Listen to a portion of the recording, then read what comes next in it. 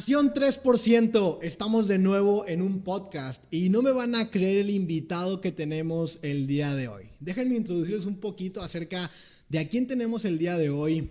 Actualmente él es mi upline, así que estoy muy contento. Es una de las personas con más resultados que se ha sentado por acá. Es una persona que empezó hace más de una década a ser un emprendedor. Hoy conoceremos su historia. Pero lo más importante para mí no es solamente la cantidad de dinero que gana el día de hoy, que es una cantidad de dinero impresionante. Lo más importante para mí que vamos a escuchar hoy de él son dos cosas. Número uno, el inmenso desarrollo personal que almacena en su cabeza ahora mismo. Y te voy a decir algo, es una de las personas más conectadas del mundo que tengo el placer de conocer. Así que hoy vamos a aprender muchísimo de nuestro invitado estelar, Mr. Julián Kuschner. How you doing, brother? I'm good. How are you doing? Finally, we have you in the podcast, Bienvenido a Miami, man. Thank you, bro. I feel like home now. Yeah, good to have you here, brother. Bro, we've been trying to do this podcast like since 2 years ago, kind of thing. Long. Yeah. You remember that we were about to shoot this in a private jet? Yes, we were. That would have had a little bit more, background noise and turbulence and everything as we're doing it, but that would have been fun. Yeah, but view is not bad at all in here, bro. A little sunset over here in downtown Miami. Great. I mean, and it cleared up too, because earlier it was all rainy and cloudy. Yeah. Look at this. Yeah, definitely. Just in time for the podcast, man. Perfect timing. Love it. You got a nice place in here, bro. Thanks for having me. Thanks for showing to the podcast. And I'm sure we will crush it today. And Amen. People that listen to this will be very, very inspired by what you have to share with us. Mm-hmm. So I will start with this. How in the hell did you fly with Floyd Mayweather, bro? How was it? How that relationship started? Yeah, starting it off with Floyd, man. Money May. So it was actually in relation to I Am Academy.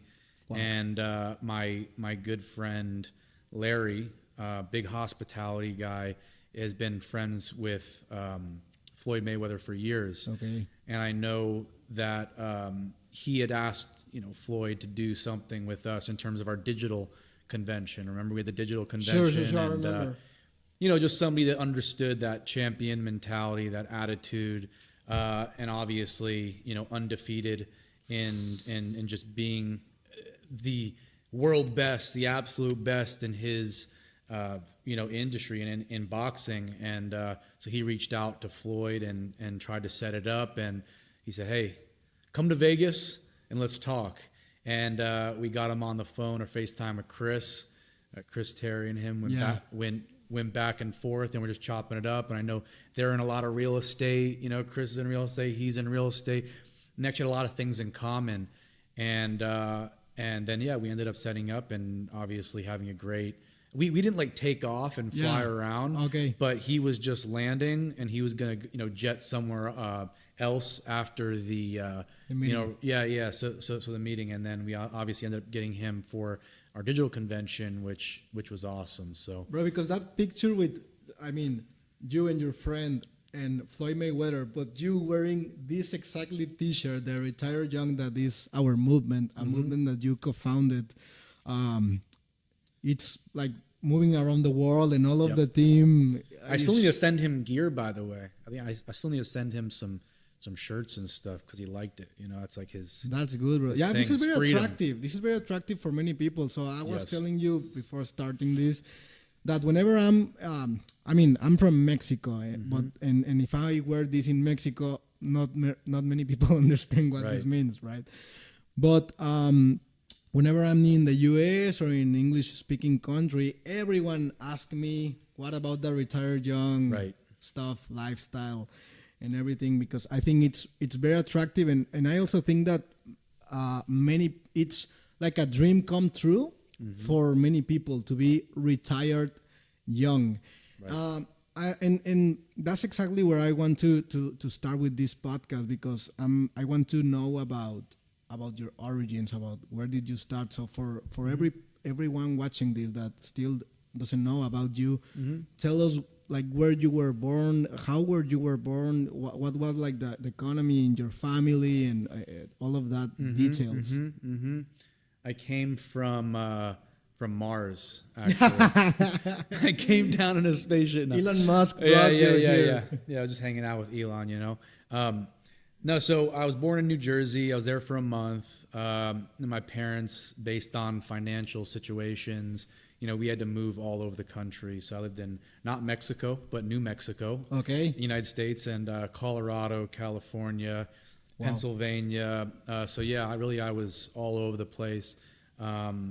You know, based on being closer to family on the West Coast or East Coast, or my dad got a new job or had to change situations. So I was always like, you know, one of my little brands these days is like digital nomad, right? The digital nomad. But before, literally, like my family, like, and I, like, we were like the nomads. Like we had to go to all these different states and places. And, you know, I just was constantly in a state of like uncomfort. You know, I was out of my comfort zone because I'd meet friends and, you know, go to a school, and then I'd have to pick up and go to a new school. Yeah. Pick up and go to a new school, and pick up and go to a new school. And before there was no social media, so you couldn't keep in touch with them. Right. So you know like where MySpace, we were saying goodbye, like it was goodbye dude, forever. I remember being at a gas station or like in Colorado, leaving the little county that I was in, and all my friends went to the gas station, and it was like 8 friends like waving goodbye to me. Shit. And I'm like leaving like the town, and literally that was just like a normal thing, you know. It was just the constant, you know, changing. But you know, basically went through that, and you know, then settled in Pennsylvania. Went to school in Pennsylvania. I graduated high school, went to 2 years of college, and then got kicked out of college. Oh, you got kicked out of college. Kicked Why? the boot. Partying. You know, just doing nonsense stuff in college, stuff that college kids do, and you know, really was just I wasn't taking it seriously. Wasn't going to class. Wasn't really showing up. I was actually doing network marketing and affiliate marketing while I was going to school. So the only reason I was going to class is to meet new people, network with people. That was really it. And then I got kicked out. And I remember my parents were like, what the heck are you going to do? You know, and they were just super upset. But I said, you know, look, I can go to Miami, and there's my buddy Skyped me from Miami. He had like a little Mai Tai in his hand, a drink, sitting on the beach. I'm like, not a bad place to be. You know what? Parents, I have an option. I'm gonna go down there to Miami. So then kind of just moved down here and started working in a call center, and just getting into sales. I mean, before that in Pennsylvania, I was in affiliate marketing. I dabbled some stuff in like 2011, 2012 online, learning like real like affiliate marketing stuff. And, you know, email, lead generation, all this different stuff. And I saw network marketing, and I was doing door-to-door sales, knocking on doors in my neighborhood. I was doing everything but go to school. Okay. And so, you know, so yeah, pretty much I was there doing all these different things, and then I continued that down here, but you got to pay for expenses, you know, wherever you live, right? And Florida and Miami is not cheap. So I had to work at this call center, and I was smiling and dialing all day long, just basically busting my butt to, you know, make some money, because, you know, look, everything that bad can happen to somebody happened to me. It was kicked out of college, fired from my job, eventually at this call center, arrested. I was arrested in Pennsylvania. I got a, you know, DUI and a possession charge. And I was right around 17 years old, so still considered like a misdemeanor. But anything that could have happened, and it was like, you know, I did things to the max. Like if I did this industry, I went to the max. If I was doing, you know, nonsense in my life, I did it to the max, you know. So yeah, then I got down here and started working that job, call center, still again in sales, and then for my real entrepreneur journey started when I got fired from that call center. It was just like the breaking point for me in my entrepreneur journey, just to go all in. So for you, I mean, because you told me that you started affiliate marketing, and then sales, and then the call center. So why did you never look to have a job like, I don't know, something like KFC or Pizza Hut? I had lots of those jobs. Oh, did you? Yeah. I mean, I worked dishwasher. Okay. And then I got promoted to server, you know, because I saw all the servers making tips and stuff. So I'm like, you know what? I'm going to work hard to get there. But no, it was like I did dishwasher, promoter, server, you know, at the food stores, people that, you know, cook samples and serve samples. Okay, yeah. I did that. Oh my Only God. thing is I ate all the samples.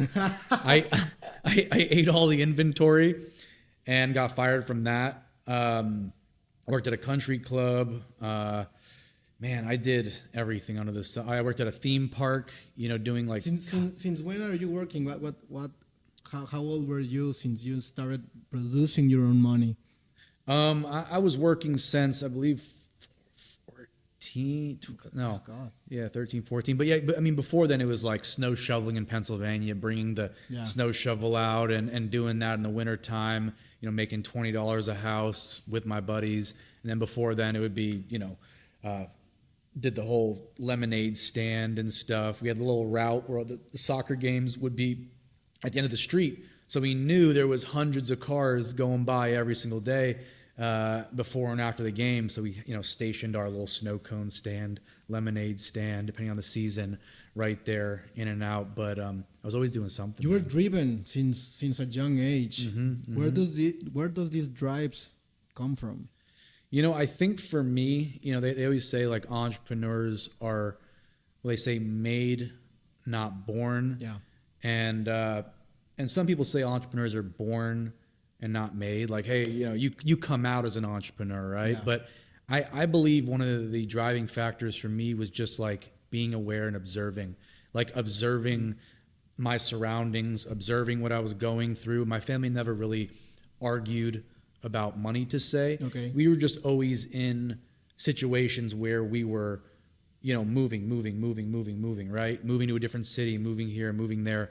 And I realized, you know, young, all my friends had, let's say, houses with pools or, you know, these type of houses. And I was like, well, you know, so it was like this state of like comparison back then. Yeah. But it was actually a good thing because mentally it always motivated me to say, I need to hustle. I need to do something. I need to work. I don't really know the definition of like working hard and smart and like working it in like a business environment, but just I need to do something different because I can't go down that same path. Yeah, definitely. That makes sense. Nowadays, people tell that you should not compare yourself. And actually, I've been talking with some guests of the podcast about comparing yourself to others. And we all agree, and as you just said, I think that you would agree also that compared to others is good, especially when they have more results than you or are at a higher level than you. Because, I mean, if you are going to compare with someone just to envy or to think that you cannot have that, it's poison to your mind. But if you are going to compare someone like for the desire of having the results that he or she has, that's kind of healthy and what an entrepreneur should do, don't you think? Yeah, I mean, comparison can either drive you or it can set you back. I mean, there's healthy comparisons like when you're consumed with getting somewhere, like, you know, in affiliate marketing and on network marketing, I was looking at people on stage saying, you know, why is this person up there? How can this person make that money? And I'm sitting here, or all these different events and conventions that I went to.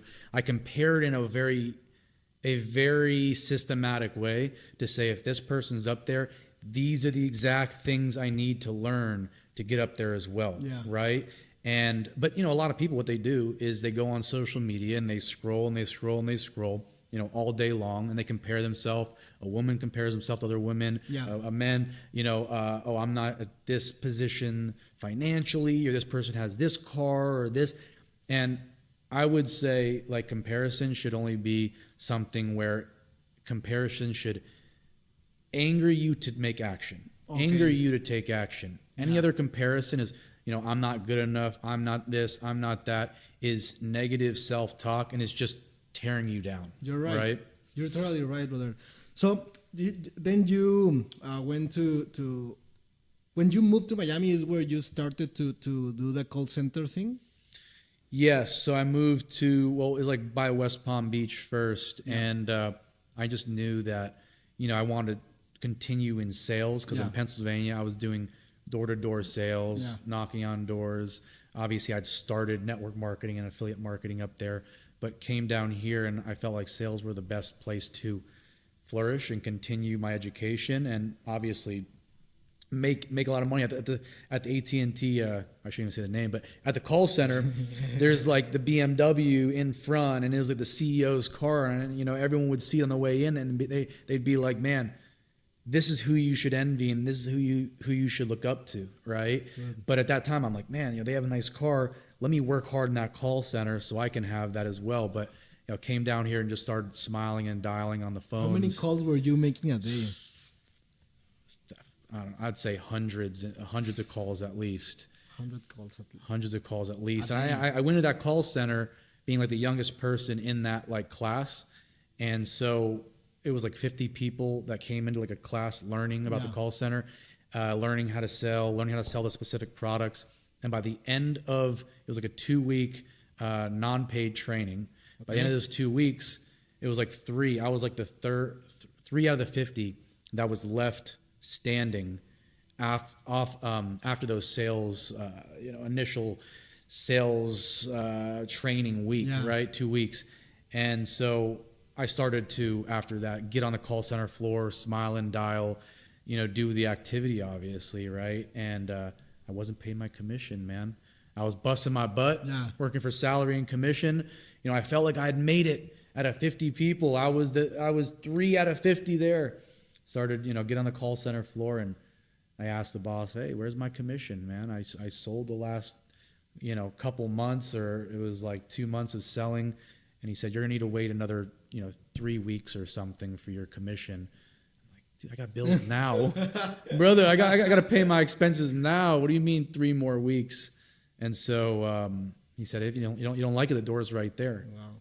If you're not happy with it," and left, and that was that, man. Oh God. And then you join into the network, or rejoin into the network marketing industry. What company did you start it back there? Well, so I was in the industry already, but I guess you can say I wasn't like fully like all in or committed, or I was like, "Oh, I'll become successful in sales at this call center or whatever." I saw the industry as like a level playing field, for everybody. I saw this industry as being something where, at the job, like I couldn't make more money than the boss. That boss was like controlling how much time I worked, how much I made, right? And so for the industry, for network marketing at that point, I was making maybe a couple $100 a month residual. Okay. And then so I got fired from that job, and I said, "Hey, you know what? The only other thing that I have right now going for me, I have 2 options: either go and find another job, or take this industry serious," which I hadn't really taken serious before. And so I just started to really engage more and do more of the activities that this industry requires, which is still the same thing: sales, marketing, communication, relationship building. And then I started to see, obviously, the income go up and the teams start to grow. And it was in the first company that I started to really see success in. It was like 18 years old. Wake Up Now. Wow. Yeah. 18 years old. So what you did, and I always tell this to my team, especially in Latin America, I don't want to be like exclusive to Latin American people. I think this can apply all over the world. But what I think is this: you already know how to work hard. You already know how to make 100 calls a day. Mm-hmm. You already know how to show up early and stay extra hours to your work. Mm-hmm. And you're working for some company or some boss. You're working very hard and grinding and hustling for something that is neither your dream nor your company, and you're never gonna make a ton of money in there. Mm-hmm. But you do work hard. But then when you get into network marketing and it's the first time that you are the owner of your own business, then you behave like the worst employee. Like show up late. If there's a meeting, you decide to go or not to go when you should go either way you want to go or don't want to go. And you, out of the sudden, you do not have work ethic and you don't want to do 100 calls a day. Like, why? So basically, what take you to a couple $100 a month to the results that you were having at 18 was that you transported this work ethic that you were having in the call center now to the business that you already had, right? Yeah. So before the call center, before I got fired from the call center, I wasn't seeing much success in terms of the industry. I wasn't showing up. I wasn't doing the calls. I was part-time. Okay. Showing up when I wanted to, right? And, a lot of people are in that same position mentally that they're going to show up when they want to. They're going to do calls when they want to. They're going to attend events when they want to, or when they feel like it. Yeah. And so for me personally, something drastic had to happen in my life. Okay. Yeah. Right? So that whole thing happened to me, got fired, everything shifted. And it was like a new awakening, I guess, for me. And that's why I tell people all the time, I say, drastic things don't necessarily need to happen to you. But if you put yourself in these constant positions where you're pushing yourself out of your comfort zone, eventually something drastic's going to happen, and it's going to put your back against the wall, and you're going to say, you know what? I need to do something different. I need to take this industry seriously. And I guess that's what happened when it shifted, got fired. And then I started saying, hey, you know what? If I'm going to be successful in this and not have to go back and beg for a job from the employer, I need to go all in. I need to get consumed. Just like blood runs in your veins and my veins and keeps us alive. I need entrepreneurship, this industry, success running through my veins and my blood every single day, right? And so that happened, and I just felt like I was the activity. I'd wake up in the morning, I'd go to bed, but every day I'd be consumed. All I could think about was the next goal, the next success story, the next helping the next person win, putting marketing content out. All I could think about was that. There was nothing else. You were totally obsessed. Obsessed. On balance. Yeah, just like people get obsessed about their sports team. They wear jerseys, wave flags, they scream it, oh my God. I saw in AC Milan, and like we went to Italy and watched the soccer game, and it was AC Milan versus another Italian team. I forgot the team's name. Anyways, these people were fighting after the game about things that they, first of all, didn't have control over. Yeah. And second of all, the most idiotic thing about, your team lost the game, but these people are so consumed and obsessed with their team that they're willing to, like, crazy as it sounds, hit somebody else or attack somebody else because their team lost and somebody else is telling them that, oh, your team sucks or your team.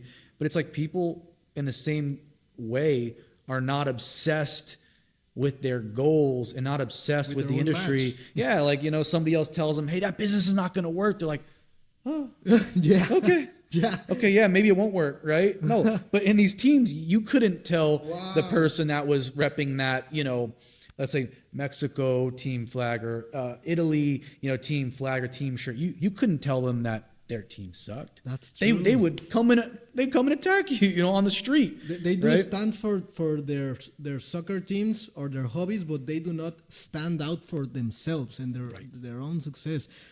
That's so true. Wow, that's very, very deep. You're totally right. So I want to ask you, when this obsession came and flowed through your veins, was personal development a factor that really helped that going through, or how did personal development affected your life and your career? Yeah, so personal development definitely was a big catalyst to my success.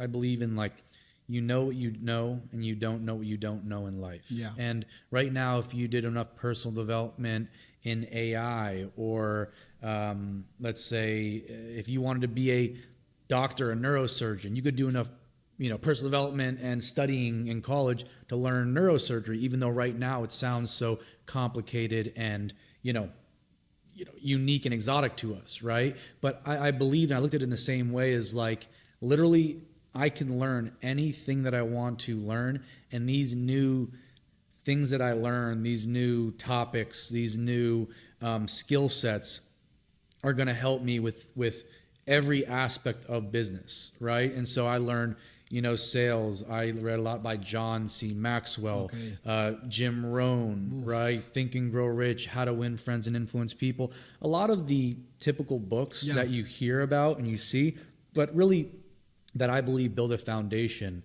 for an entrepreneur, right? So that was like, for me, if I wasn't building my business or building relationships or doing sales calls or talking to people, I was building myself. Yeah. Definitely. And what do you think that was like the one book or the one mentor or I don't know, the one audio or the one seminar that really shaped you and changed your life? The one. One's a little bit difficult to just say, hey, this is the one. I'd say everything's like we are a byproduct of what our mentors pour into us. That's right? True. We're taking different things from different people. But, I would say obviously one of the most important things for me was, Think and Grow Rich, and really was the mastermind principle, and really was about learning that, who you are around is really what you become, right? Totally. The mastermind principle and the conversations that you talk about. And, so I just wanted to get myself around successful people as quickly as possible and mastermind with people about the future. And before I was, let's say, masterminding with people about, where's the party this weekend? Sure. Masterminding like, where's the, how can we get some girls? How can we do this? Like just nothing, productive, nothing, game changing in life. Right. And so the mastermind principle for me really stuck out because I'm like, what if I get together with people who are all going in this common direction, who are all going on the similar path, who all believe in some of the same things, some of the same principles and philosophies, my life is going to absolutely change because it's just a matter of not if, it's a matter of when, by applying these principles. So long story short, Think and Grow Rich was something that was just a huge mind opening. Yeah, absolutely. And I was thinking about this earlier.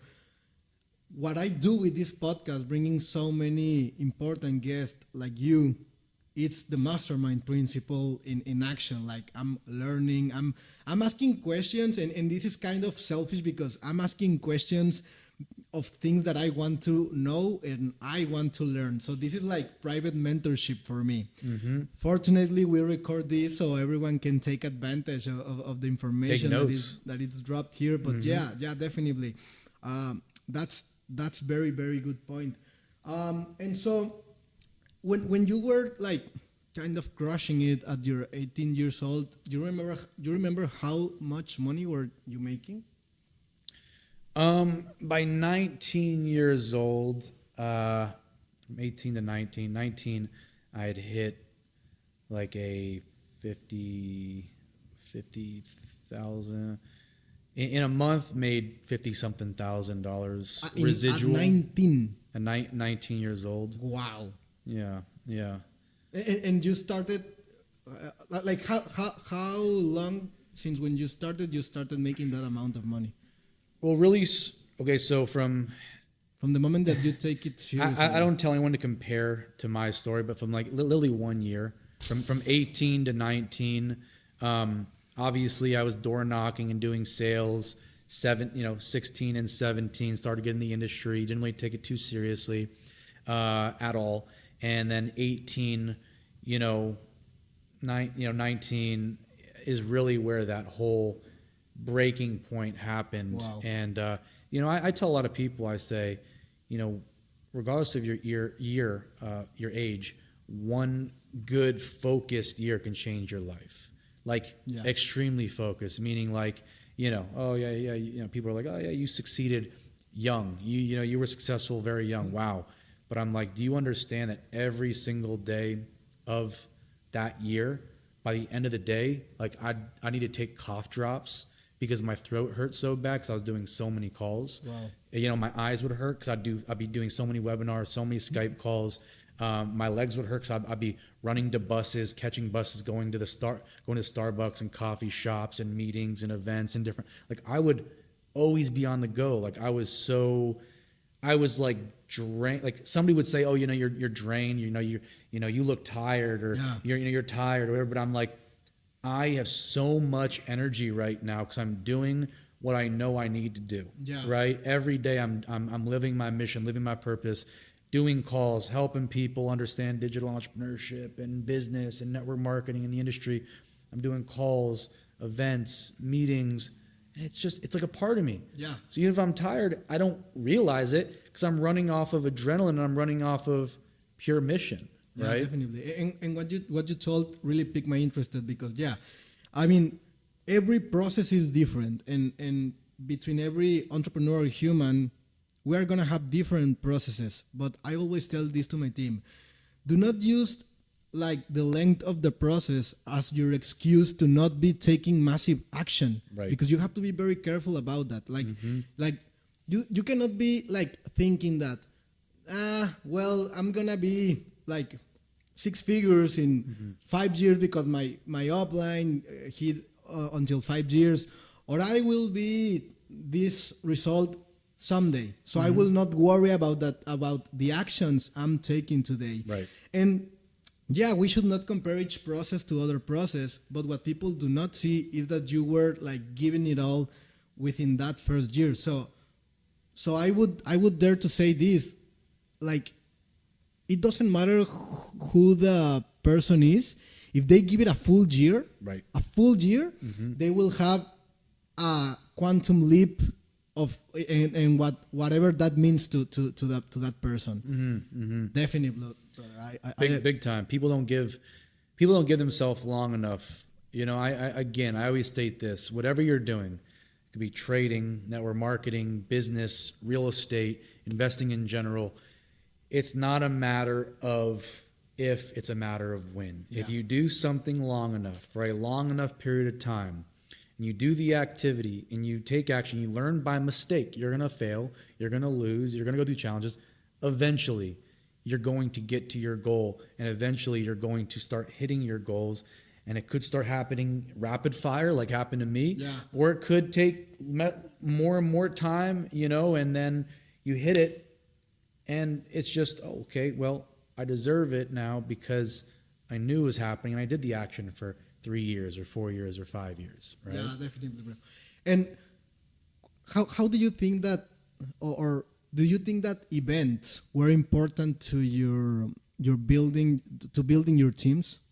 Absolutely. My first event, Nashville, Tennessee. I remember this very, vividly. I went from Pennsylvania, drove, it was, snowing on part of the way down. And, we got to Nashville, Tennessee, stayed in a little motel. I think it was like a Motel 8 or something, very, $20 a night, whatever it was. We had a pull-out bed, pull-out couch, and there was like a bed bug on there. It was like a bug and a cigarette butt, like someone put their cigarette butt out on the couch. And I remember that moment, I was like, dang. I was like, this is a pretty nasty little couch. Let me just put some like blankets over or whatever. Yeah. But I knew, like, I didn't care because I knew I was there at that event. I knew I was going to meet great people, and I knew it was going to be part of my story, right? So at that event, we sat all the way in the back, got a good view of thousands of people in the arena, heard testimonials, heard stories, saw people walk on stage, met people who were successful and shook their hand. And I said, this person's a human being. Like they have, they're no different than me, right? They have skin, flesh, bones. I shook their hand. I know they're real. They're just moving maybe at a different energy or a different frequency. Okay. And so I realized, man, they're just like a soul on fire. They're just a human, being just like me that decided to become on fire. And so at the events, they really resonated with me that, hey, anything was possible. And so I continued going to network marketing events and industry events and business events and just learning, relationship building, meeting as many people as I possibly could, which I believe big proponent of success is the circle that you associate with, right? Yeah. So the events were huge for me, man. Like they're huge for us and our teams. Definitely. So another question, do you remember, like, I'm going to put it like this. Like, do you remember how did you feel in these exact 2 events? The first, maybe is that one that you're talking about. The event where you have like 2 or 3 members or less, 10 and less team members. Right. And then the time after, the first event where there were 1,000 people from your team. Do you remember those two events? Yes, I do. And I was at a Hilton in Pennsylvania. We went to an event. There was like 2 or 3 people from the local area. And we were all in the back left corner. Actually, there was not even any sitting. We had to all stand, just like observing, and saw someone up there who was making whatever he was making, six figures per month. I personally thought it was like too good to be true. Yeah. I was like, what, $100,000 a month doing this? I was like, are you kidding me? Like, this is possible? And I said, you know what? Let me. My couple people are building their belief and understand the trainings and everything like that, and then obviously I remember that. Like, I remember being in like Barcelona or being in Miami when we had an event down here and literally seeing a room of 6,000-7,000 of those people were in my business, and it was just like, holy moly. I remember literally when no one knows your name, in the back of the room, back corner, do the sign-in sheet, just be there, listen, learn, to then be on the opposite side of that if I'm the one teaching. Wow. It's pretty incredible. It's a process though. Again, it's just a matter of, it's not a matter of if, it's when, Wow, that's powerful. Yeah, and you're very, very inspiring, and now you have been crushing stages all over the world, and your journey has been very, very inspiring, which leads me to my next question, because a while ago, I know you since long before you knew me, but I also met you when I was not even doing this company or trading-based companies. I was building product companies. So I remember watching at your YouTube videos. You have in your YouTube channel, you have YouTube video like 10 years ago or something, and you don't have a beard, no facial hair, baby face, the whole thing. And it's very like interesting because in all of the meetings that you have videos of, you look like the youngest. Oh yeah. Yeah, definitely the youngest. So my next question is the following. You were one of the pioneers of doing this lifestyle marketing. So you showed the cars, the trips, the parties, the jets. And honestly, that's the way 90+% of the industry, big guys, young guys, men, women, here in the US or in Latin America or in Africa or everywhere, build their business nowadays, because it's the marketing part of the business. Yeah, like you, yeah. So, but back then it wasn't a thing like a normal thing that it is nowadays. Right. So did you receive like hate back there from doing that, or did your mentors or uplines told you that, hey, you shouldn't be doing this, this is not the way to build, follow the system or something? Yeah, for sure. I mean, I think it was a whole different time in the industry, right? Like, the industry's changed a lot, and I believe that was just a stage of our life, and I truly believe in lifestyle marketing. I love lifestyle marketing because at one point, lifestyle marketing for me was on the other end. I was watching lifestyle marketing, and I saw people. I was living in Pennsylvania, and I saw people living in Miami and being next to the pool on a Tuesday, sipping a drink on their laptop. And I said, how? Like, that for me was lifestyle marketing, right? And obviously there's the jet lifestyle marketing and cars and all this stuff, and I think it became just like social media. Everything became overwhelmed with this type of lifestyle marketing, which got a little played out eventually. Yeah. But I believe that lifestyle marketing for me especially really motivated me with the materialistic stuff of what was possible. Yeah.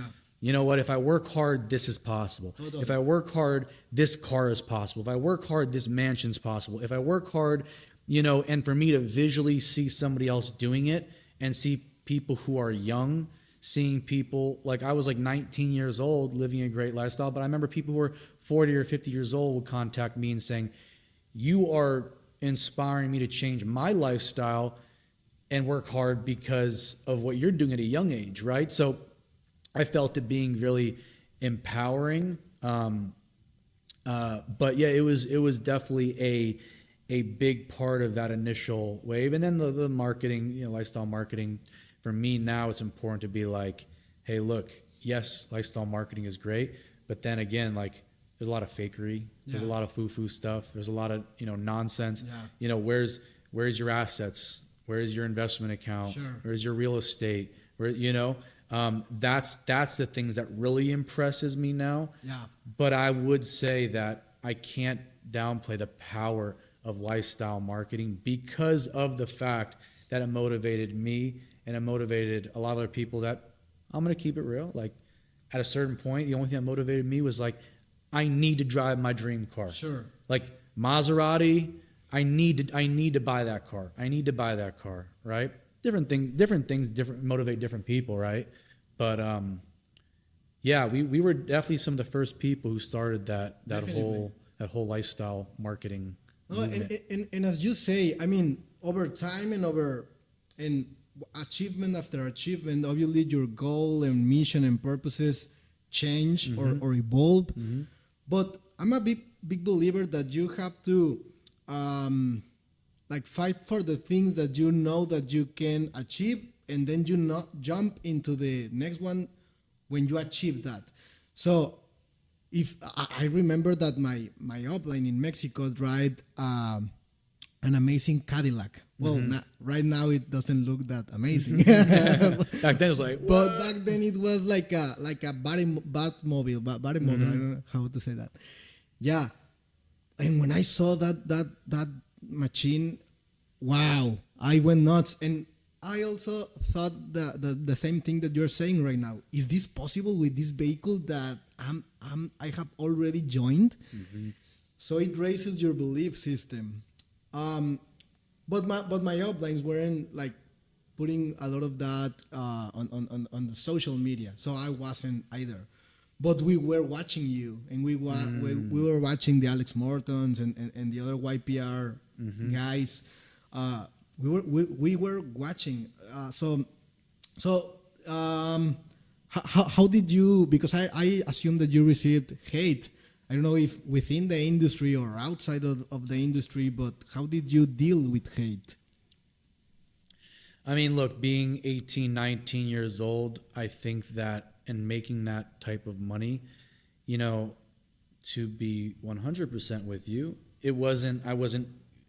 didn't faze me because I had proved myself. Like I had family that, you know, downplayed me. I had friends that said, you know, this is not going to work. I had a lot of, you know, people against me, and I had a lot of reasons why, you know, I shouldn't have been successful. Like a lot of society would say, oh, you're not going to become successful because of, you know, this, and this, right? So when I turned, you know, 19 and I was seeing the success that I was seeing, I was like, I don't care what these people say online. I don't care what these forums say or these videos say. Like I proved myself right. Let me enjoy the fruits of my labor. Yeah. You know? Okay. That's good, brother. So in your videos, I saw, like, since that time, that you were driving the best whips. I mean, you have had the Maserati and the Ferrari and the R8.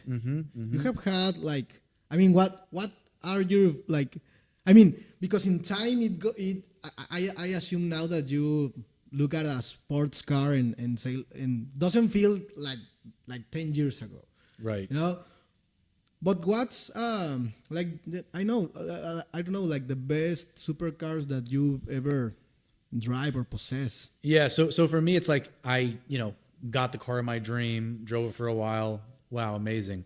And at a certain point, you know, it kind of becomes like just like a very normal thing, you know, normal activity. And so what I did, and I got into the rental car business down here is I started to buy all these cars, and I'd just put them out to rent through my buddy's company. And so I turned liabilities into assets. Wow, that's very smart. But also, like, people would come to Miami and want to rent cars, and friends, we would do business team trips, and friends, and business partners would be driving the cars as well, and it kind of gave them that inspiration and everything. But I think at the height of how many cars I own, I think I own like 5 cars personally. Wow. It's like an Audi R8, Ferrari California, Rolls-Royce Ghost. I owned, it was the Porsche 911, and then the i8 as well, the BMW. And so I would just rent them out, make some money from them, sell the car, rent them out, and that was really cool. But in terms of my favorite car, I love, obviously there's like the Bugattis and stuff that actually I haven't even drove a Bugatti yet, but a couple of my buddies have those cars, and I love the SF90, have the SF90, and that thing is insane. It's like a spaceship. But also comfort too, like the new I want to get the new Rolls-Royce, the electric Spectre. Wow. Which is a crazy car. All these cars are going electric now, Yeah. But yeah, man. Or sometimes, dude, I like Ubering.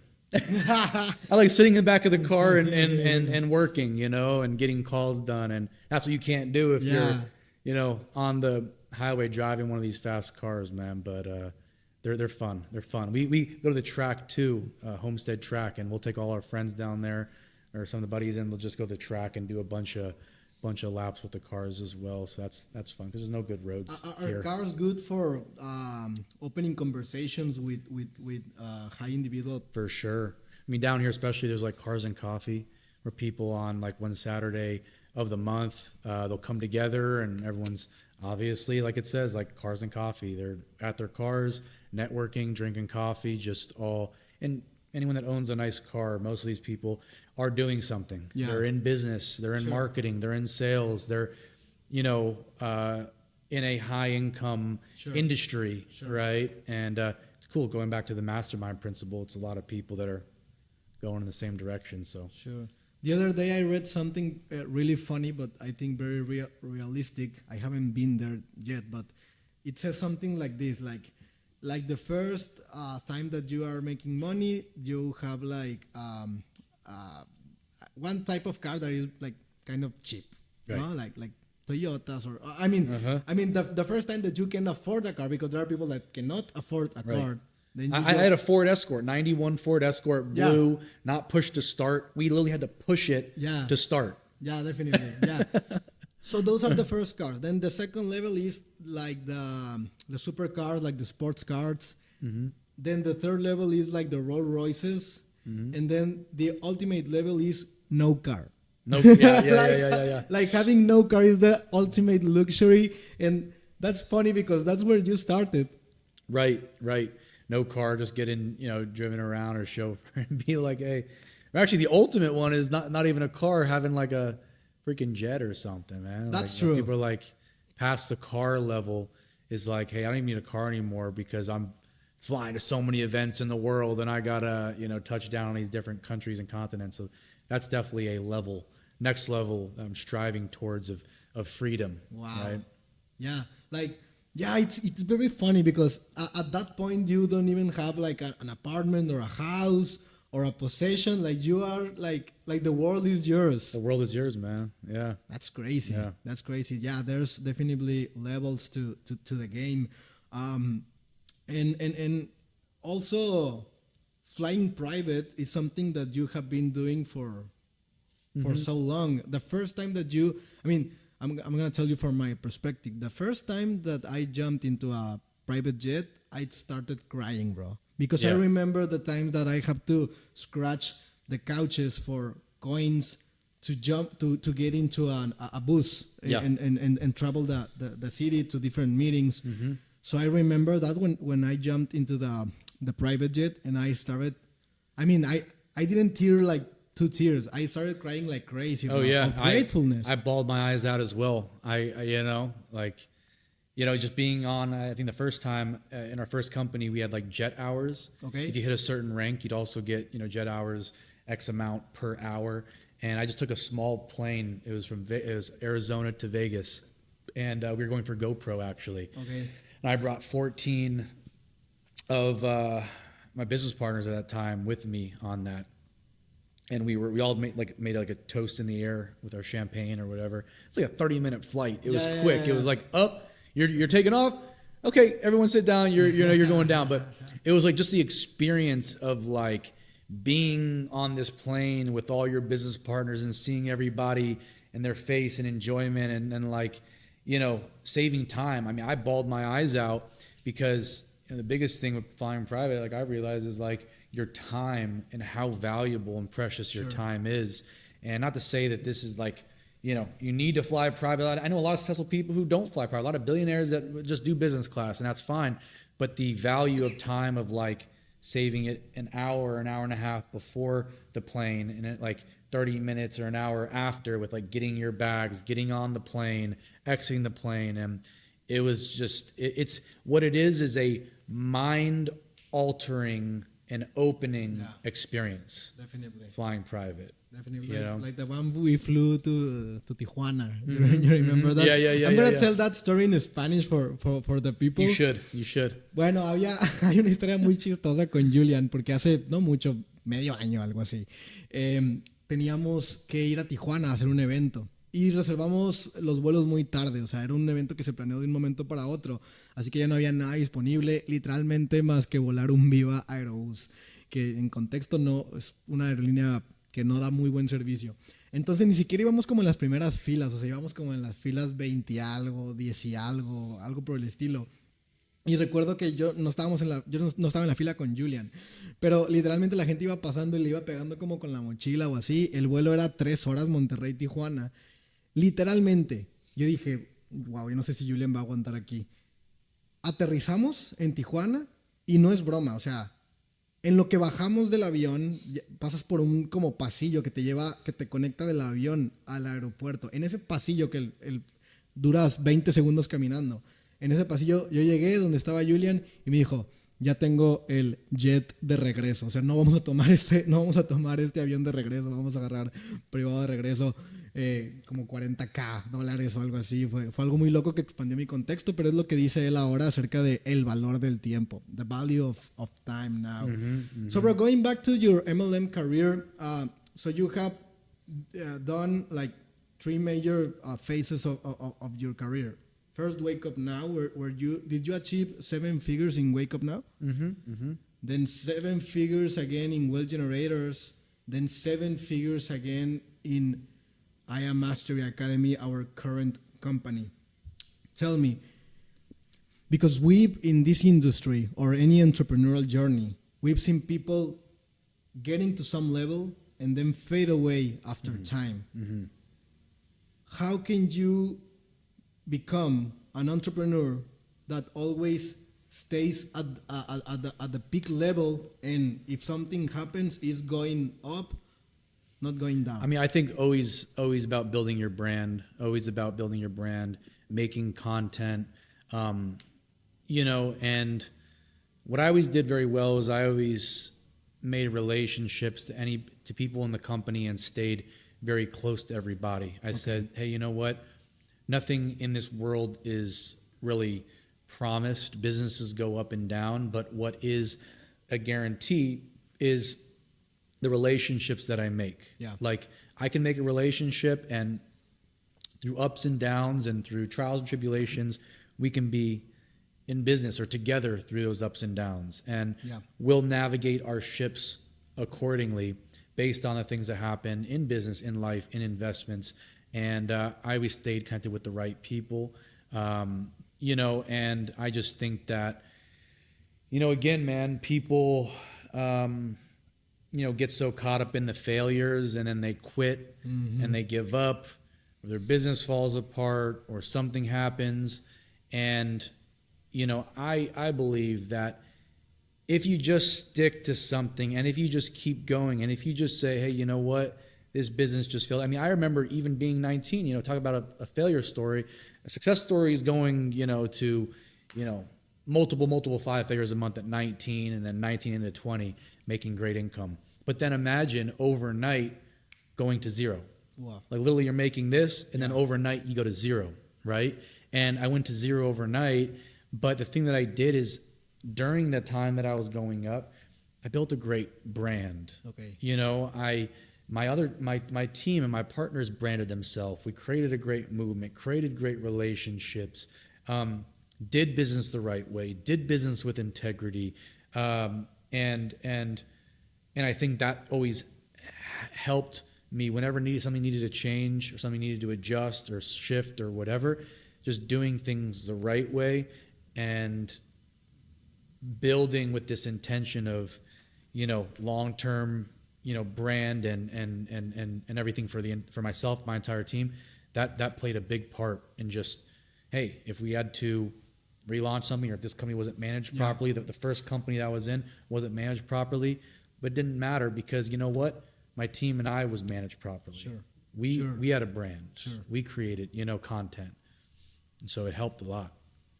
That's good. And also, you were one of the first networkers, like high-level networkers, to join a trading-based or trading services company. Nowadays, it's like the common thing to do. Right. But back then, we kind of started the whole trading product network marketing side. Yeah. Why did you took that risk when there were no proven record that it could be a success, and also when there was a lot of like hate around? Because even I said in those times that trading service companies were pyramid schemes. So why did you took that risk?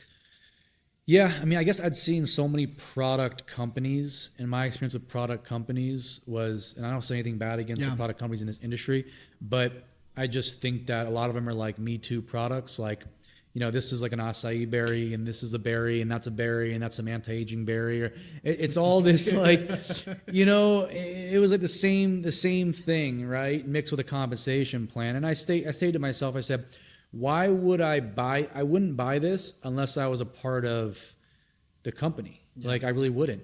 Except there are some energy drinks that we consumed back in the day that are still pretty good, right? Yeah, and those are good energy drinks, and they were network marketing based. But to really build the business, like, look, for me, it was a very natural thing with like trading is like, okay, in network marketing, what do most people want to do? They want to make money. Yeah. So what was the product? The product was money, right? Okay. The product was learning how to trade money, trade currency, trade crypto, trade stocks, options, right? So I felt like that was a huge, you know, edge at that point of an education, you know, desire and demand that people had. And so we got into that. It took a little bit of time, you know, for people to catch on to like, hey, this is not just some product company or just some Me Too product company that it's been around for 20, 30, 40 years, the same thing, just a different, you know, company name. Yeah. Like we kind of did something different. And obviously with that, different results, you know, were created. But I always personally love service. I love service-based companies. Okay. Because one of my biggest things was in my first service-based company where I hit that top income at a young age, the compensation plan for the average person, a part-timer, someone that just came in and worked a job and wanted to do this part-time, could refer the services, help people and you know, enjoy the services, and then the byproduct was for a very part-time effort could get paid a part-time income. Yeah. That's also my thing. I don't like companies where it takes, and especially in this industry, I have a thing against them where it takes hundreds or thousands of customers, and the average person can't do that to make, you know, an extra $500 a month, $1,000 a month, because most people are not going to make the 6 or 7 figures, right? So I think I fell in love with just the ability for people to see more attainable results. That's good. And going back to the first time that you hit 6 figures, which was a long time ago, what would you say to someone that is not six figures yet? I don't know, like 3 to 5 steps, so he or she can achieve that 6-figure rank. Yeah. So, I mean, 6-figure rank, obviously that's a big, accomplishment. It takes a lot of time. I mean, the biggest thing is going from 5 figures or 4 figures or 5 figures to 6 figures is really being a coach. Deciding to be a coach, deciding to be a coach that people need. A lot of people are never going to be coaches. They're going to be followers. They're going to want to sit in the crowd. They're going to want to attend the events, but they're not going to want to step up and lead people and coach people.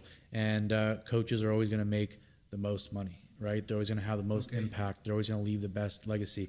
So first of all, 1, be a coach that people need. 2, focus on your brand, focus on marketing, focus on content. That's, a big thing for yourself and your team. And 3, I mean, the third thing would be celebrate everybody. I mean, I remember from 0 to 6 figures for me was celebrating literally even the smallest wins. Okay. And some people, I got to make a big win. I got to do a big thing. I got to hit a big goal. No, like the smallest wins celebrate. The smallest wins celebrate. And eventually those small celebrations turn into the big celebrations. So now you have teams all over the world. What can you tell to the leaders watching this that are your best tips to kind of getting cultures together? Because, I mean, you have teams in many countries and very different countries. Some are third world countries, right. Some are first world countries. So where does your leadership needs to be in order to put that together into a team? Yeah, I mean, you need to sacrifice and be willing to do, calls on different time zones. I mean, I remember doing calls, back when I was 19, 20 years old. I'm 31 years old right now, but I'll be doing calls, with people in different time zones. I need to be waking up at very uncomfortable times of the evening or the morning, and doing calls with people 6, 7, 8, 9, 10-hour time zone difference.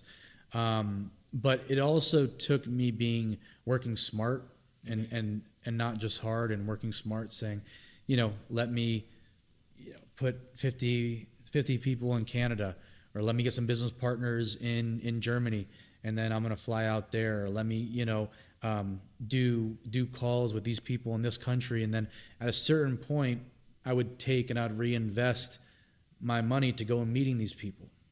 I'd say, hey, look, I made $1,000 in commissions. Okay, great. I'm going to fly to Germany because I have, a team organization of 50, 60, 70 people now, right?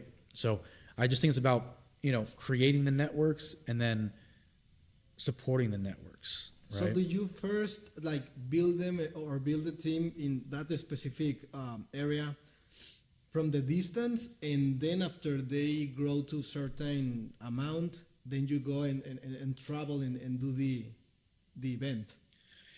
Yeah, I'd say, I mean, it's at the leader's discretion of when they feel is the best time to go and support the team. Some people, some organizations may be ready when, you may have somebody ready, there's 50 people, 50 customers, right? And you want to go out there and you say, hey, everybody there is really excited, really motivated, really focused, attending the events, attending the trainings, really wants to learn. And you might say, this is a worthy trip. Yeah. And some people you may be like, well, I don't really know what this is going to turn into, right? And I've had those situations where I said, I might go out there and I may waste time and money, working with this team that they may not be that motivated. It just may be one person from this university or from this, thing ended up just getting a bunch of people in, right? And I'd rather support them with Zoom calls, with, the whole system that we have, rather than take, days to fly out, 10 hours there, 10 hours back, etc. Right? So, I mean, we have video calls all day long. We can really tap into a leader right now or a person right now and talk to them and build a relationship with them and help them build their team. Okay, that's good. So this is a question that is personal for me. What do you think that because I've been Chairman 50 for 2 years now, 2 years and a half now, kind of thing. What do you advise for? What's your advice for me that I should focus on to get to 7 figures or Chairman 100? I mean, building relationships, man. You know, I was always the catalyst for my team, and when my team wasn't growing and building, I was out there networking like you're doing here and building relationships and just trying to team and partner with, you know, marketers, salespeople, people on social media. I was just meeting people, right, and building relationships. And I think that you're doing that, and that's also an inspiration to your entire team, you know, and entire sales organization, entire marketing team, right? So, you know, I would say these different activities that you're doing are definitely going to help everybody in your organization. But, you know, out of the organization now, and I truly believe in this, you know, really getting commitments from people, because look, not everyone's meant to be an entrepreneur. Not everyone's meant to be an investor, and find out who's really committed to running the next 12 to 24 months in probably one of the biggest transfers of wealth, you know, in the world. I feel with digital currencies, digital business, you know, find out who's serious. Yeah. Look, AI is taking over. I have some buddies that work at Amazon, buddy that works at Amazon in a warehouse, and he says, you know, AI is replacing, and robots are replacing humans, right? Are replacing workers. You go to banks, restaurants, you know, there's AI servers now, or robot servers. You go to banks, there's less tellers and more AI, right? So I would say really finding out in your organization, your team, who understands these things. Like, who are the people around you that understand that the world's changing in the next 5 years, 10 years, 2 years, 5 years, 10 years, and the people who are not willing to change with it are the people that unfortunately will have to be reactive instead of proactive. You're proactive right now, right? I'm proactive right now. Chris Terry's proactive. I mean, all the leaders and entrepreneurs, we know so many people who are proactive and setting themselves up right now and putting in the work right now and learning trading right now and learning about cryptocurrency right now, right? Learning the skill sets. But a lot of people will need to be reacting to the world changing in the next 2 years, 5 years, and 10 years, right? But with that being said, what that's going to do is finding the people who are serious in our business about working their business and growing their business in a very quickly, rapidly evolving and changing world, and you know, getting that into people's heads on the team, like, hey, who is going to, you know, be in that mindset to work? Or are you going to see the world change? Are you going to create change in the world, create change in the team, in your team, or are you going to see the world change and have to adjust or react later on, right? That's good, brother. Thank you for the advice. Yeah, man. You're one of the most connected to high individual people that I know. Can you tell me, like, what's your process like? How do you connect? Because there are more people that make the amount of money that you make or even more, but are not good at networking. What's like the best tips that you have to network with very powerful people? Yeah, I mean, I would say a powerful person or somebody in business, super successful, they're just like you and me. It's just they've taken a little bit more time. They've established their skill set more. They've given themselves more time in investing in business in their different industries. And, you know, everybody loves compliment. Everybody loves value add. Everybody loves, you know, how can I provide value instead of how can I get, how can I receive, right? Most, you know, successful people, like even people who reach out to me on Instagram or social media, there's a lot of people that try to sell me, let's say, social media services, right? Or different services on social media. And what's funny is a lot of those people, and I get dozens and dozens of messages every day about these services, and I block these people, right? But, and I was seeing this the other day, if these people just responded to my story, and me in a speaking event, or on a podcast, or whatever, they just responded to the story and said, amazing value you're providing. Sure. Keep rocking, keep going. You know, I'd love to connect. Something like that. And then pitched me later on. Wow. Or you know, I would be more in tune to give them the time of day, right? So I think about that, like how I want to be communicated to is the same thing that when I'm talking to, you know, some person that owns a publicly traded company or has a portfolio of companies that he owns, or super successful entrepreneur or investor, or, you know, different people, like, I would add value. Like even on Necker Island with Richard Branson, when I was there, when I was 21, 22, early 20s. I forgot the exact age I was. But I just asked Richard and I said, hey, look, you know, I want to do a quick video with you because this video is going to help a lot of young inspiring entrepreneurs that want to be just like you, and you know, when they're older. And he's like, what's it about? And we ended up doing a quick little video together, and it was about him, something that he could add value to young entrepreneurs that were following him, right? Yeah. And the Virgin Group and everything like that. And so that was a very interesting thing, is how can you add value to somebody else that they want to add value to the world, right? Like their mission. A lot of people who are successful and made a lot of money, you know, I've some, you know, billionaires that I want to do a podcast with, and I want to learn from. And it's like, their thing is, doesn't matter how much money you've made, you still want to leave a legacy. You still want to add value as much as you possibly can. So I would say, look, attend events, network, you know, build relationships, obviously compliment people.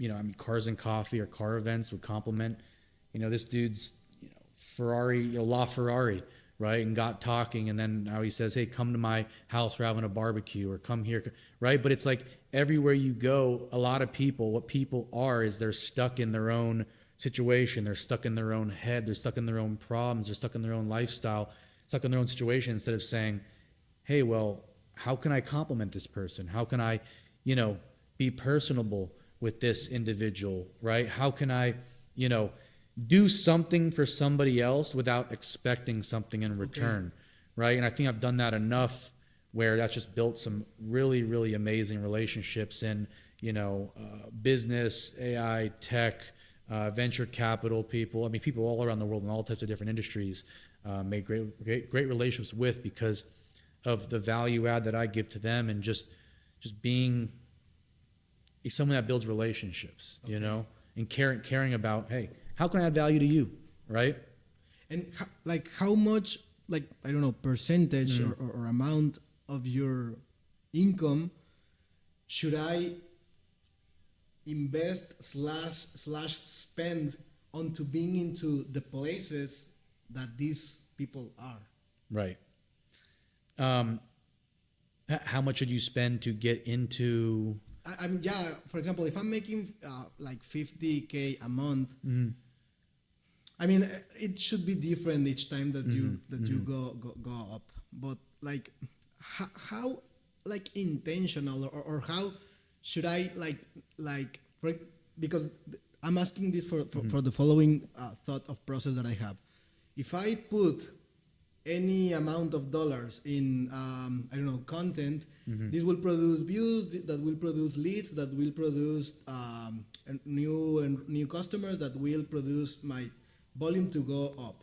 But with networking, it's like kind of unmeasurable. I cannot measure that thing. So if I put and also the perception of value is very different, because if I put some $1,000 in some of the process that I already manage, I know what to expect, or what's the ROI on that. But then there is a dinner that costs 5 times more than my heaviest investment. Right. So I have that curiosity, like how much how cheap should I be with my income, or how not care and spend should I be with my? No, that's a good question, because there's that concept of, you know, invest in yourself, reinvest in yourself, and there's so many things, there's so many events, dinners, activities.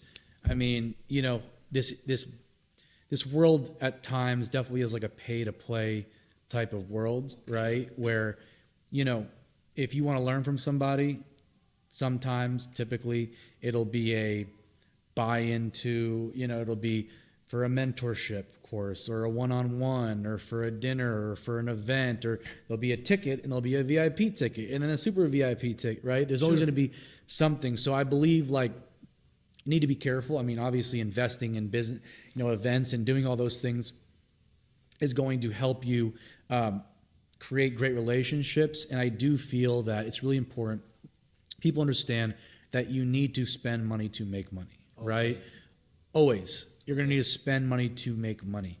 But at the same time, when you're coming up and you don't have as much money to spend on different events or different things, let's say someone only makes, let's say they make $2,000 a month. Okay. They can't be buying, dozens and dozens of different event tickets for this event and this, right? Because it just doesn't make financial sense, right? But it needs to be very specific of, hey, during this year, I am going to attend, let's say, company events, team events, and I'm going to try to attend 2 more entrepreneur events. Yeah, okay. And those entrepreneur events could be in the area. They could be like a trade show, a trade show where everybody has like booths set up. Okay. They have a lot in the United States. They have a lot all over the world.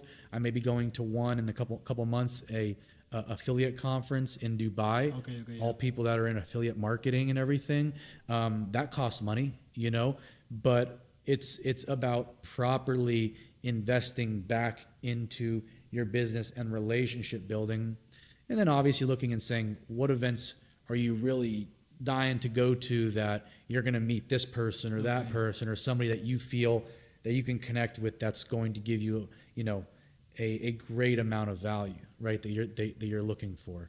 But yeah, to each person's own, right? And depending on how much money they make and how much money they spend. But at the same time, man, look, you can't go wrong. Like the ROI later on investing your money now, like investing it in whatever you may invest in crypto, invest in this and that. I don't know, whatever somebody's investing in. But investing in relationship building, investing in networking events has been some of the biggest ROI and payoff in terms of the value of my network. That's a very good answer and it helps me so much. Before wrapping it up, brother,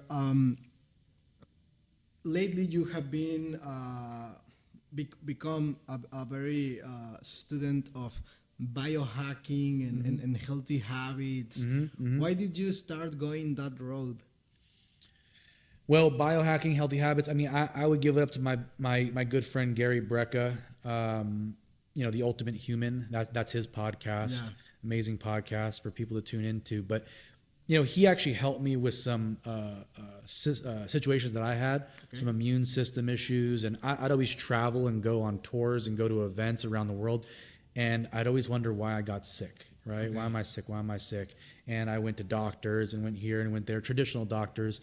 And then I talked to Gary, and I met Gary through Jason and Matt and Alex and everybody a while ago, and he helped me with like one simple thing, one simple peptide to help me with stomach issues, which helped me with my immune system. Okay. And so listening to a mentor, and he's like my health mentor, right? Listening to him helped me improve my health, which helped me operate at a higher level, right? Because before I'd go on tour, I'd get tired, I'd come back, I'd get sick. It would be a week, 2 weeks, right, that I was sick. Or, a lot of entrepreneurs and stuff, and they overextend themselves. They burn themselves out. Sure. They work, and then all of a sudden they get sick, and they get tired, and they get issues because entrepreneurship it's a high stress thing.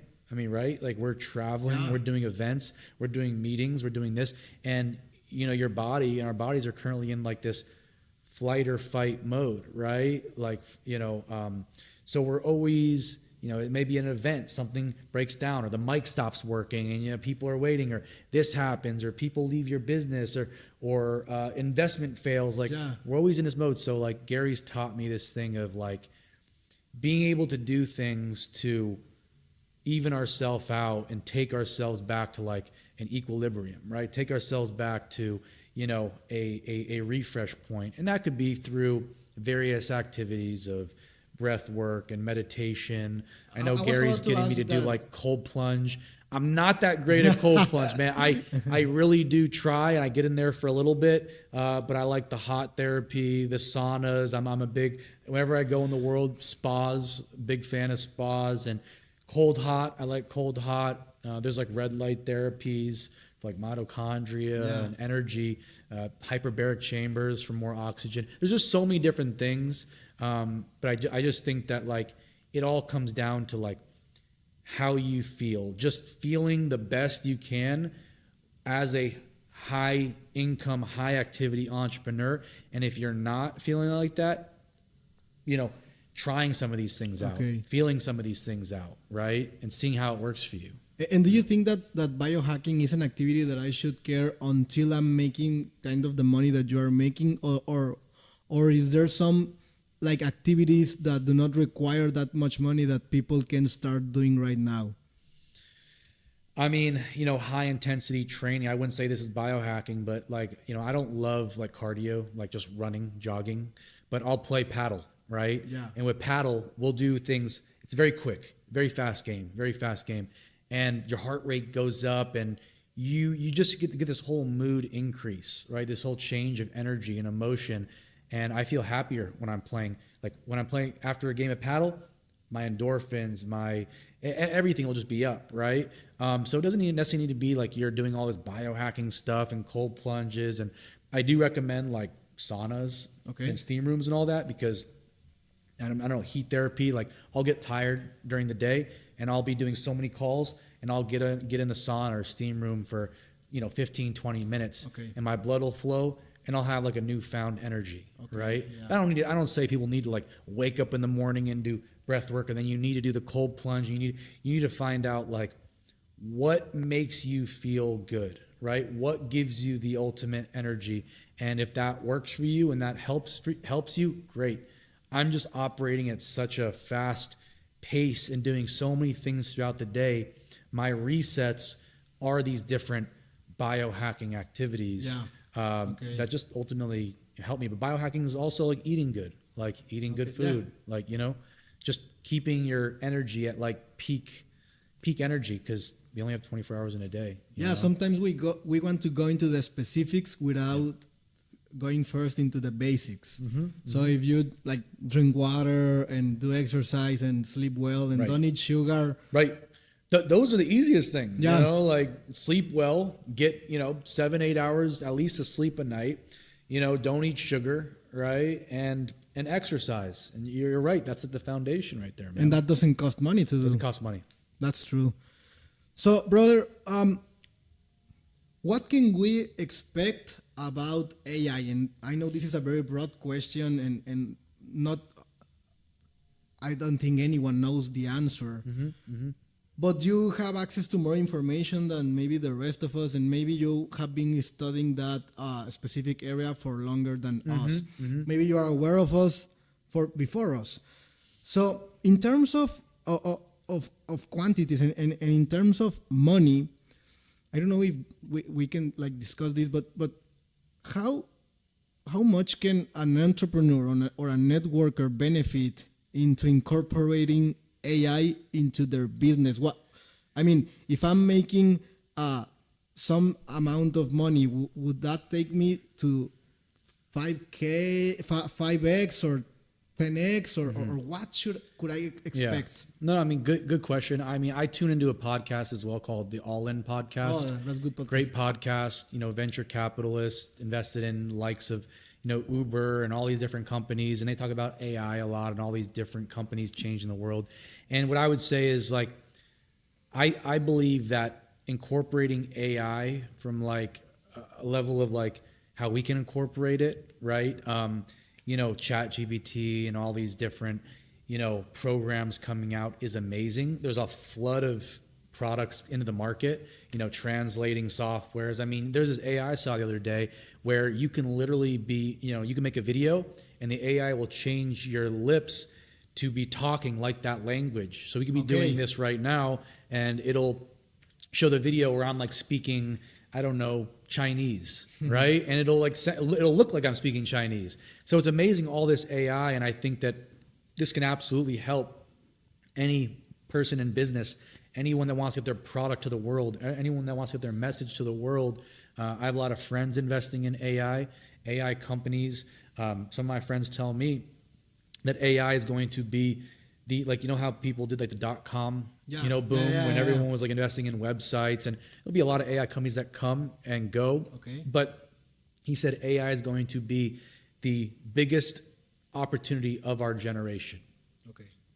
To invest in startups, to invest in founders, to invest in tech, and just to be aware, right? We can go on X, right? Twitter, sure. X, and just be aware of the people that are in the AI space, right? The Sam Altmans, and there'll be many other Sam Altmans or open AI people, people creating tech for the future. But I feel like we can use AI to get information, knowledge, build our business, create, resources or trainings. I mean, our team, our people, our followers should just go on ChatGPT and mess around with it if they haven't, and just see all the information you can get in seconds. Yeah. It speeds up anyone's learning curve to learn literally anything they want in the world. But yeah, I'm excited the next 5 years just to like see how everything evolves, and then obviously see how the world evolves with AI, everything from AI in airports, AI in banks, AI in restaurants and grocery stores. And I think in the next 5 or 10 years, it's going to be quite an amazing thing to see, man, the just evolution of AI. So as we had the dot-com revolution and then the crypto revolution, you think that AI revolution is the next thing that is going to create the next super wealthy? I mean, we're in it now. We're in that revolution now. I mean, I'm thinking, this is just like a thought, but trillionaires will probably be made. Will be made from AI. I'm sure people investing in the right tech and things that are disrupting the market. And you get enough people. I mean, what is like the valuation of open AI was? I couldn't even be lowballing, but it was tens of billions of dollars, and it's a relatively new thing. I mean, ChatGPT, during COVID, we didn't have ChatGPT during COVID and during that, so it's a relatively new thing. So you can think about how fast something comes into the market and how many people start using it. And I have friends that they created companies that they had valuations of hundreds of millions of dollars or $1 billion plus valuation, and they're using AI to get data for Uber, right? To provide data for all these apps and all these companies that we use on a daily basis, right? So, the faster people can get this data, and the more people can use AI to help drive these companies. I'm excited about it. As you can hear, I'm looking for how I can get my team to benefit it more, how I can invest in the future, how I can invest in AI, and I'm just going to be super aware of any AI investments, opportunities, conversations, changes, and innovations over the next 1, 2, 5, 10 years. Right? Wow, that's exciting. Let's look back on this podcast 5 years ago and 5 years from now and see where we're at. I mean, I think it's going to be it's going to be, like you said, AI revolution. Man. Yeah, definitely. And we will be very ahead of the curve because we are positioning ourselves. And we're talking about it now. And we're talking about it, yeah. Brother, so the last thing that I would ask for you is the following. There are many people that listen to this podcast. Most of them are Latin Americans, Hispanic people, and we are not born with many opportunities as, first world countries have. So when we look at entrepreneurial journeys, that's the opportunity of our lifetime. Mm-hmm. So we need to be successful in that, or literally we die. It's a do or die thing. So there are some of them watching you right now and watching your success, and they are very hungry and hardworking, and they are taking the actions, but they haven't achieved the results up until now, and maybe they are about to quit. Can you looking directly to the camera, can you like send them one last message about what they should keep going? Yes. So first of all, I have a high level of respect for, my Latin friends, my Latin business partners. I would say even in conversation of like my general contractor is from Latin America, and he is one of the hardest working people that I know, right? And just all my friends, all my friends from Latin America, they just have a different type of work ethic, and I feel like gringos, people in the United States, people in first world countries, people that they have this like, oh, it's American dream, they're born here, this level of like comfort, of like too much comfort. And I feel like there's going to be some of you out there, hopefully many of you out there, that your desire and your work ethic and just wanting it bad is going to pay off in extremely big ways, because you're willing to wake up earlier and go to bed later, work longer hours. I mean, I have, I know a ton of, let's say again, gringo entrepreneurs, and they'll quit the business, sooner, right? They'll stop working when they're tired.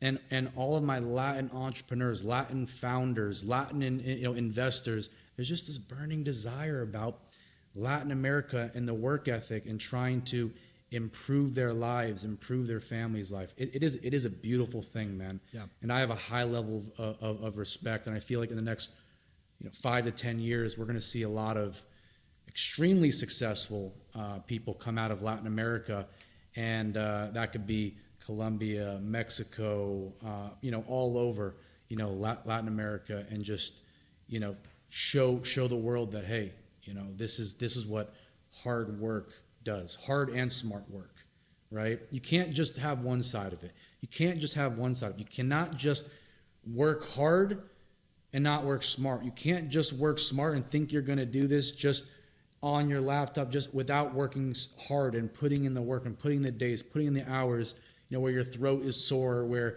you're tired, where you've done so many meetings and traveled so much, where you're just like, man, I'm tapped out, right? But I need to give it up to you guys and just congratulate you guys, everyone watching this and tuning in, for just making it a commitment to working hard and smart. And I love my Latin friends, man. Thank you, brother. All my Latin business partners, all my Latin entrepreneurs. They're incredible. Thank you for showing up to the podcast, bro. It's dark now. We started the sunset, and now it's dark, man. We talked for like an hour and a half. Yeah. So it was phenomenal.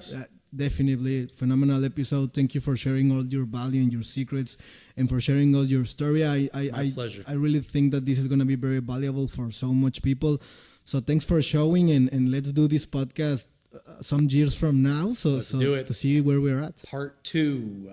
On the jet. Let's do it on a jet. I love it. Familia, gracias por sintonizarse al podcast 3%. Como lo acaban de ver, uno de los episodios más valiosos que hemos tenido con Julián Kuschner. Espero que hayan tenido suficiente valor, que aprovechen toda la información que les dio para que puedan cambiar sus vidas y nunca dejen de ser 3%. Así que no se olviden de suscribirse al canal, dejar acá en los comentarios qué fue lo que más les gustó y lo que más se llevan de este podcast, y nos vemos la próxima semana.